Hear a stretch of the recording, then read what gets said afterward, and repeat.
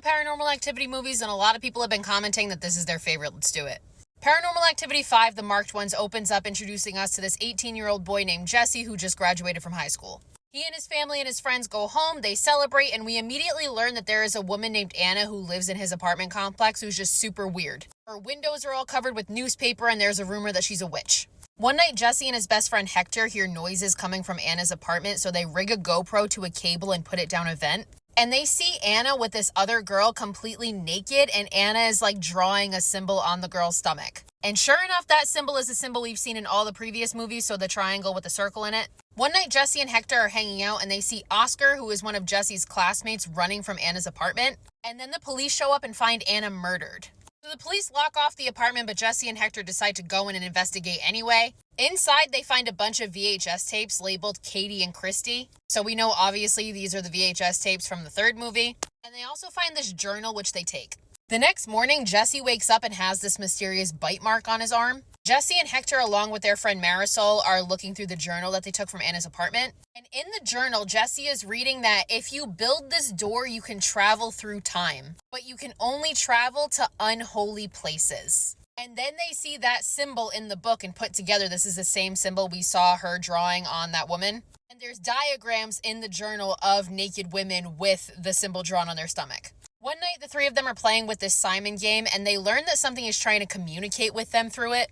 Like, it lights up green for yes, red for no. Jesse's grandmother sees them playing with it and takes it away because she thinks it's bad. Which, like, grandma's fucking right, bitch, it's bad. One day, Jesse and Hector are out playing basketball, and they're approached by these two guys who try to steal Jesse's backpack. And they attack him, but Jesse goes to push them, and they literally fly through the air. So Jesse all of a sudden has developed this superhuman strength. And then they find that he has other supernatural abilities too. So he leans back, and it's like something is holding him up. He doesn't fall. Through the Simon game, Jesse asks whatever the spirit is, did you mess up those guys at the park? And it says yes. He asks, are you my guardian angel? It says no. And then he says, are you good? And it just doesn't answer.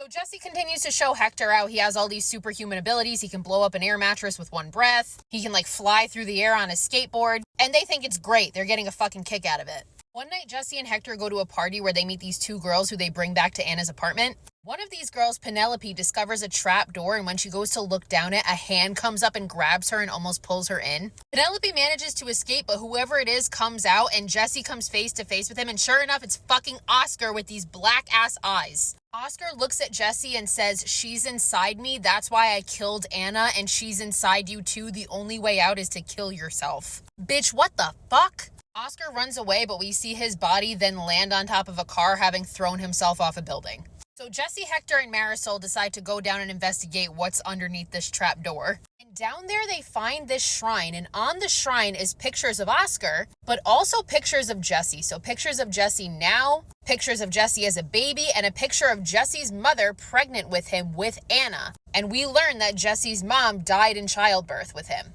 Shit with Jesse starts to get weirder. He pulls these like threads out of his eyes. It's fucking gross. He's looking in the mirror one day and his face distorts into this like demonic face. So Jesse and Hector decide to seek out Oscar's brother Arturo. And they discovered that Oscar started acting weird and having superhuman abilities as well. And Oscar also had all these newspaper clippings of all of these like missing kids. And Oscar told his brother that there are others like him and they take firstborn boys. And Arturo was the firstborn, but Oscar was adopted.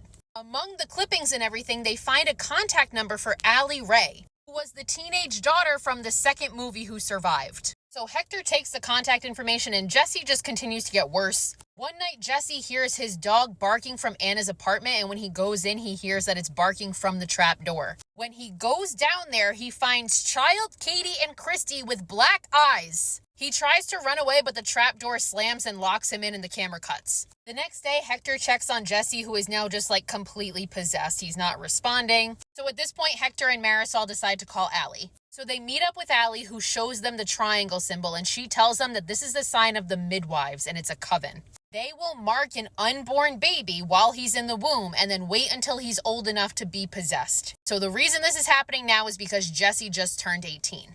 Allie tells them that the coven is going to perform a final ritual and then Jesse will go back to normal, but he won't be Jesse. At this point, Jesse's grandmother also knows that something is not right, and she tries to perform a ritual to get this unclean spirit out of him. But of course it doesn't fucking work, and Jesse disappears and then like reappears and is just levitating. Eventually he passes out and they put him to bed. The next morning they wake up and Jesse is gone, but then Hector finds him staring down the stairs and goes to look and see that he pushed his own grandmother down the stairs and she is dead at the bottom. And then Jesse runs away and they can't find him. So Hector and Marisol take out this map that Allie gave them, and she mapped out the location of where they do the final ritual. So they start to drive there and they encounter possessed Jesse, who attacks them, but they manage to escape. And they also recruit Oscar's brother and his friend to help them. They show up to the house, and sure enough, it's Grandma Lois's house from the third movie. And we know that Grandma Lois was also in this picture earlier with Anna and Jesse's mom. So they go in the house, but they are just getting attacked by coven members left and right, just running out of fucking nowhere. Arturo shoots a couple of them, but there's just too fucking many. Hector and Marisol lock themselves in the house, but he loses her. And when he goes into this green room area, her body just falls through the glass ceiling and she's dead. And then Hector is attacked by possessed Jesse, which causes him to run upstairs and run through this wooden door with all these symbols on it. And when he goes through this wooden door, he ends up in a very familiar looking house, because we know it as Mika and Katie's house from the first movie. Hector sees Katie coming down the stairs and going in the kitchen and grabbing a knife. And he approaches her to be like, "Ma'am, please help me." And Katie turns around and starts screaming, blood-curdling screaming for Mika. And we remember that scream from the first movie. Mika comes downstairs and attacks Hector and is like, "What the fuck are you doing here?" But before he can even do anything else, Katie turns and just stabs Mika. So this movie shows how the first movie ends. But this movie takes place in 2012, whereas the first takes place in 2006. So Hector time traveled, like it said in Anna's journal, that you can create this door and you can travel to unholy places. Hector then runs away, but runs into a possessed Jesse who attacks him. The camera falls to the ground and everything goes silent. And then an old woman, presumably one of the witches, picks up the camera and the movie ends.